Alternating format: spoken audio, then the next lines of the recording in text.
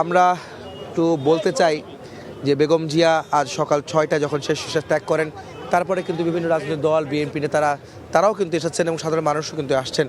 ইতিমধ্যে এখন কথা বলছেন বিএনপির ভাইস চেয়ারম্যান আব্দুল আল মিন্টু।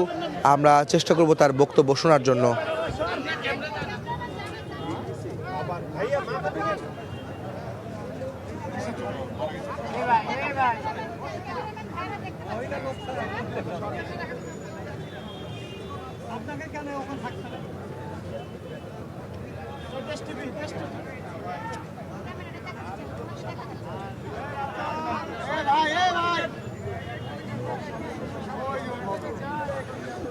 জি, আমরা চেষ্টা করছিলাম আব্দুল আল মিন্টু, যিনি বিএনপির ভাইস চেয়ারম্যান, তার কথা শোনানোর জন্য, কিন্তু আমাদের কিছু সমস্যার কারণে আমরা সেটা শুনতে পারছিলাম না।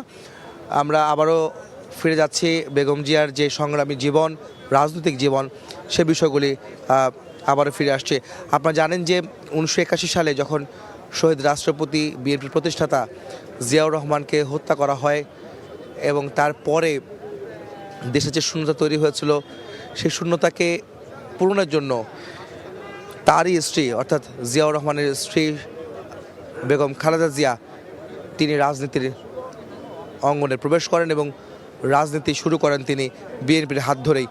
এবং তারপর তিনি গণতন্ত্রের জন্য, দেশের জন্য তিনি লড়াই করেছেন, সংগ্রাম করেছেন, যে ইতিহাস আজও রচিত আছে।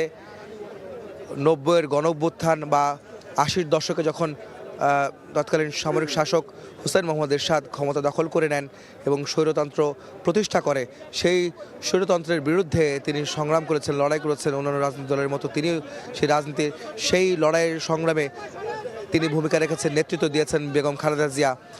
এবং তার নেতৃত্বে যে আন্দোলন গড়ে তোলা হয়েছিল, যে অভ্যুত্থান হয়েছিল, অর্থাৎ বিভিন্ন রাজনৈতিক দলের সঙ্গে সমন্বয়ে, সেই রাজনৈতিক দলের যে সাধারণ মানুষ, জনতা, রাজনৈতিক দলের সবার গণ অভ্যুত্থানের মধ্য দিয়ে স্বৈর শাসকের হুসেইন মোহাম্মদ এরশাদের পতন ঘটে